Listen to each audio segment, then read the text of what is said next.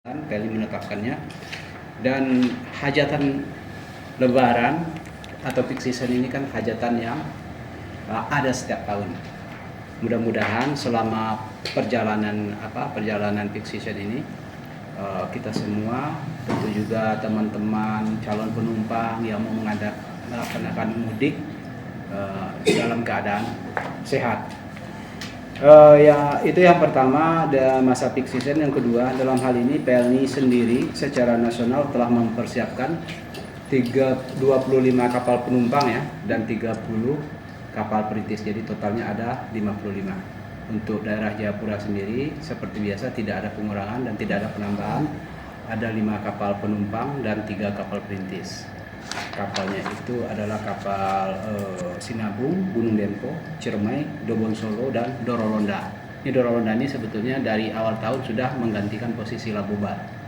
Nah, untuk kapal perintis kita ada Sabuk 58, Sabuk Nusantara 58, Sabuk Nusantara 81, dan Sabuk Nusantara 100. Inilah yang akan mendorong kita Pelni ini menyiapkan armadanya itu untuk melayani peak season Lebaran tahun 2025. Dan seperti biasa, semua kesiapan armada Pelni sudah antisipasi dengan kesiapan seluruh kapal yang beroperasi selama peak season. Itu sudah dipastikan tidak ada yang melaksanakan dock.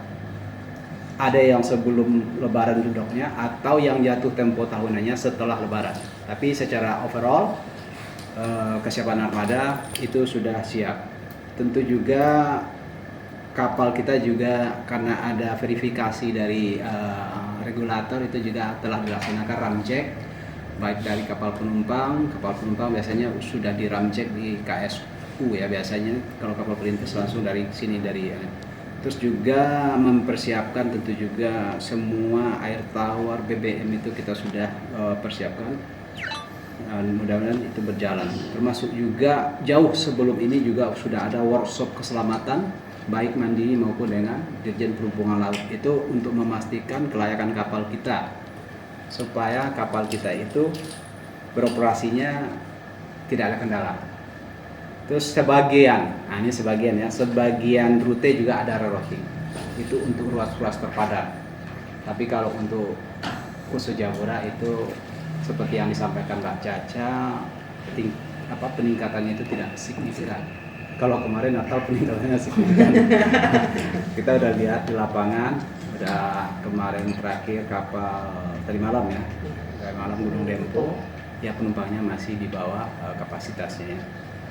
Terus juga melakukan posko juga, baik di internal Pelni di kantor pusat maupun nanti posko gabungan dengan teman-teman Kementerian Perhubungan dan dengan tempat-tempat yang lain. Terus juga tadi penjualan tiket ya, masih bisa dibeli di loket kita, bisa di agent travel. Tadi juga Pelni Mobile ini minta tolong teman-teman media, kita harus membumingkan nih supaya teman-teman yang calon pembeli tiket itu bisa melihat jadwal yang pasti, nggak perlu kesini juga, kan biaya juga, ongkos, waktu kan. Nah, mudah-mudahan kita coba coaching, kita kasih edukasi ke teman-teman calon penumpang, mudah-mudahan ini Jayapura bisa menjadi percontohan untuk skala nasional, termasuk juga di daerah Papua.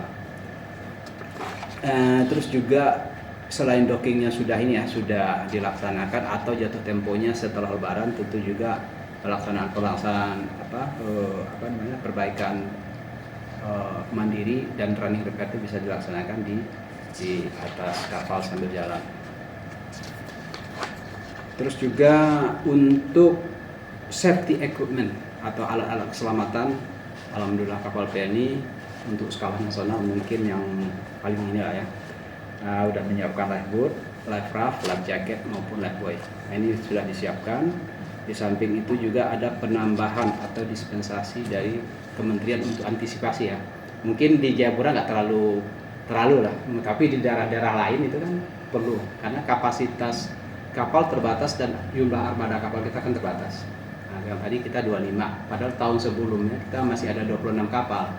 Tapi karena kesiapannya 25 ya kita yang jalankan 25. Kita nggak paksain juga yang satu, nggak usah juga, nanti dari banyak mudaratnya kan. Terus untuk penyebaran sebetulnya sudah diproyeksi klaster barat itu tengah dan timur. Memang timur ini untuk peak season lebaran ini persentase yang paling kecil.